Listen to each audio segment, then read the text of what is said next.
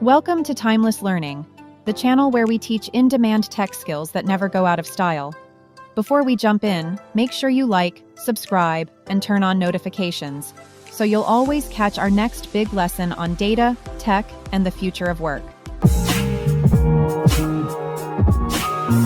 Save your SQL code that you can reuse over and over again. When you save it, you can call that stored procedure and it's going to execute all the code that you wrote within your stored procedure. It's really helpful for storing complex queries, simplifying repetitive code, and just enhancing performance overall. So let's take a look at how we can create a stored procedure. Now we're going to start by just creating a really simple query. We'll make it a little bit more advanced as we go along and take a look at the different things within the stored procedures that you can do.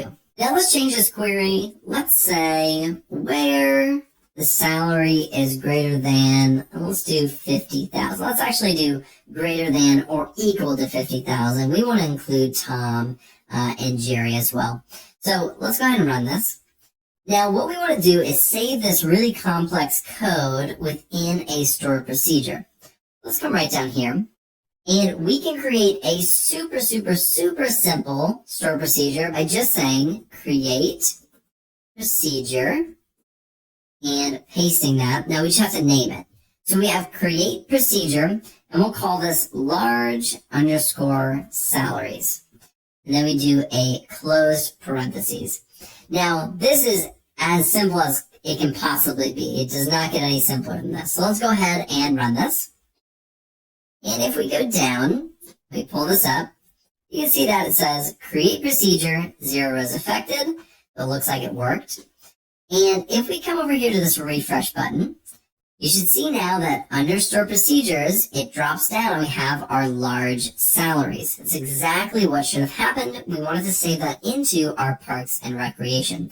Now, if you wanted to be careful, you could say use parks underscore and underscore recreation. This is not a bad idea, but you don't have to. But you can specify what database within your actual editor window.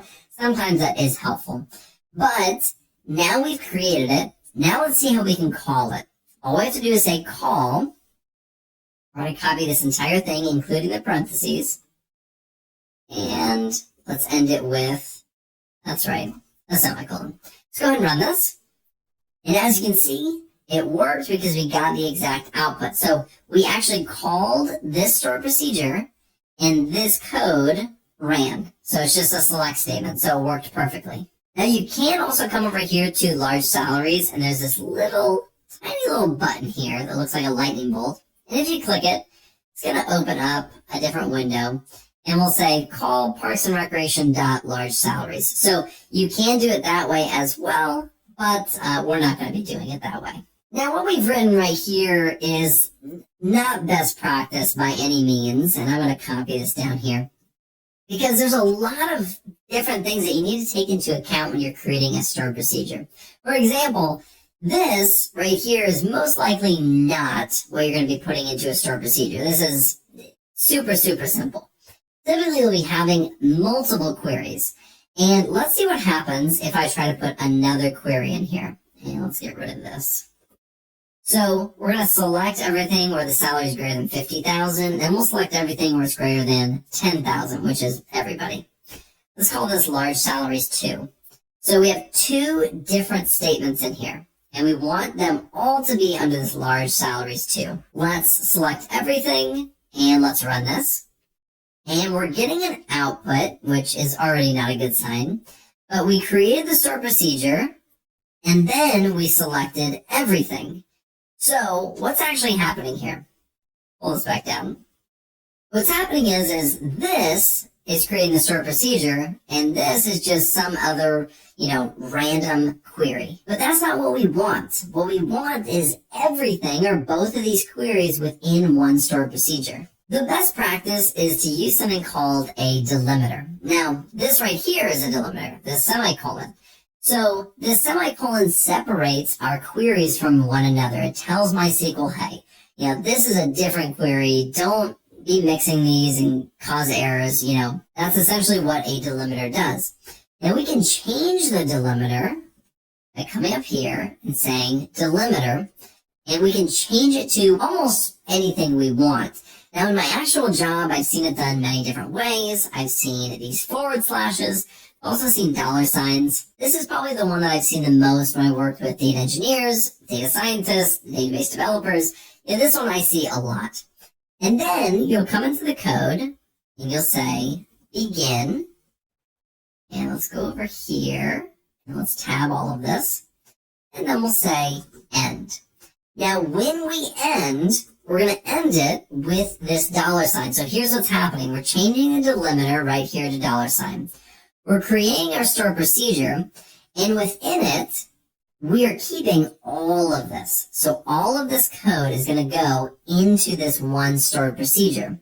Then at the end, we are saying this is the end right here of this stored procedure. These semicolons no longer are the delimiter that's telling us when it is the end of the stored procedure. That's what the delimiter does. Now, it is best practice at the end to change it back, right? Let me spell it right. Because if you don't, then you're going to have to start using these dollar signs for everything. And how do you spell delimiter? Man. There we go. Now we've changed it back to a semicolon afterwards, so then we can go and write other queries and it'll act appropriately. Let's go down. So this is getting closer to best practice. Let's go ahead and run this entire thing. And if we pull this up, we're not getting an output. That's a good sign. If we pull this up, it's saying we already created number 2. Let's change that to 3. My apologies.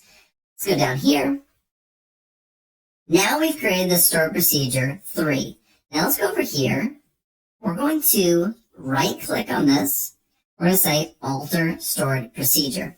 And now you can see that we have both of these queries within the stored procedure. Let's get rid of this. And we're going to go and call this. So let's copy this large salaries 3. Bring this all the way down. And let's say call that stored procedure. If we run it, you'll notice we get 2 outputs. We have 6 and 7. This result 6 is where it's greater than 50,000 or 50,000 or greater. This one is where it's greater than 10,000, which is essentially the entire table. Now, so far, we've done everything just by writing it all out. And that's fantastic, but you can also come over here to store procedures. You can right click and say create stored procedure. Now, let's actually copy this. We're just going to create the exact same thing. We'll create stored procedure. And we can just paste this in here. Now let's go ahead and do that. There we go. And sure, we'll call it new procedure. Why not?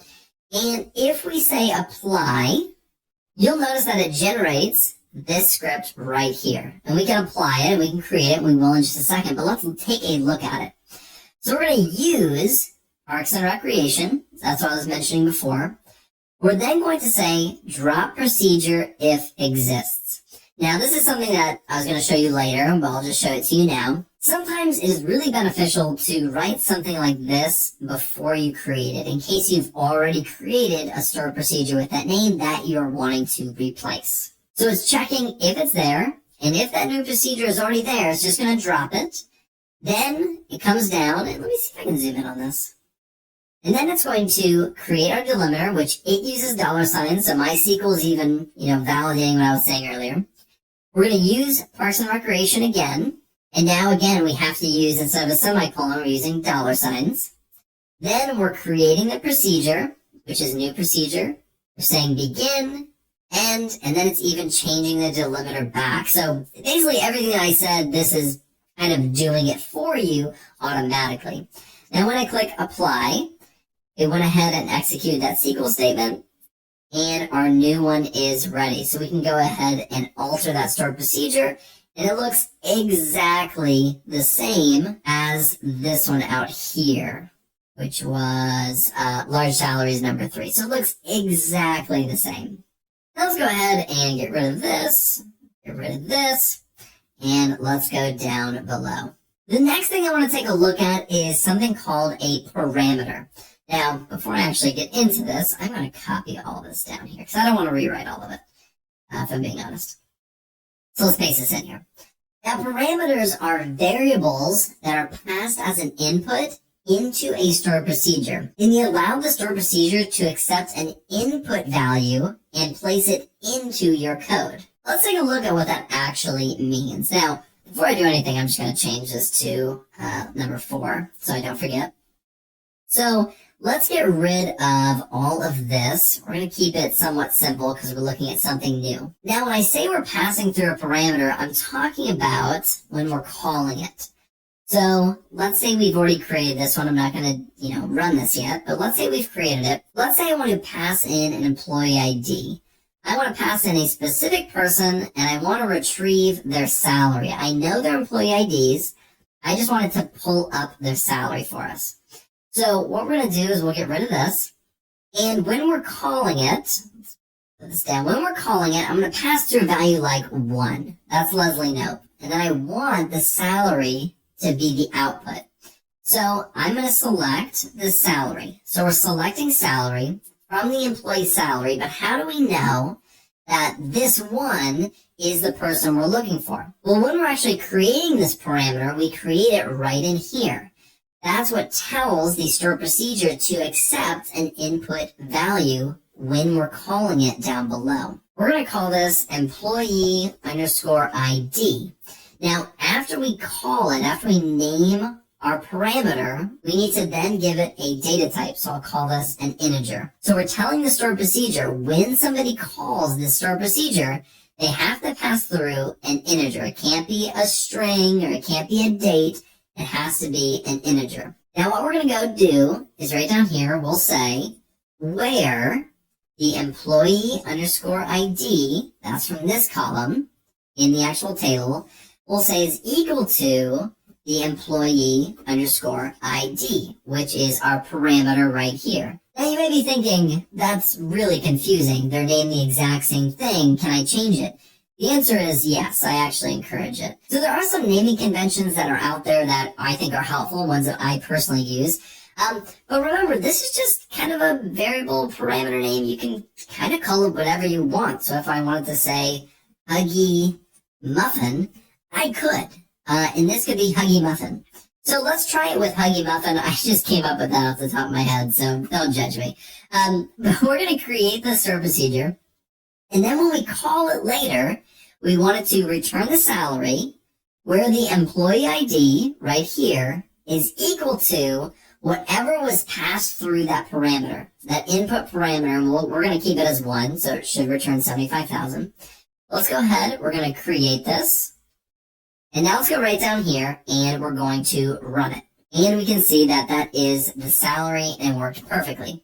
Now, like I was saying, that is not what I would actually name it. There are some naming conventions like underscore param at the end. So you kind of want to keep it, at least I recommend you try to keep it similar to what you're actually looking for. And you can either end it in underscore param, or there's another way you can do it, which is come right over here and do p underscore. And these are just ways that you can tell the code, or you can just be able to visually see the difference in the code. So this is just what I recommend. Then you put it right down here. You say where the employee ID is equal to p underscore employee ID, saying this is the parameter that's being passed through and put into our actual query. So that is all we're going to take a look at in this lesson. In the next lesson, we're going to be taking a look at triggers and events. Thanks for watching. If you found this helpful, please like, comment, and share this video with someone who's learning too. Don't forget to subscribe and tap the bell icon so you never miss another skill-packed lesson from Timeless Learning. Remember, the best investment you can make is in your own knowledge. Keep learning because growth is timeless.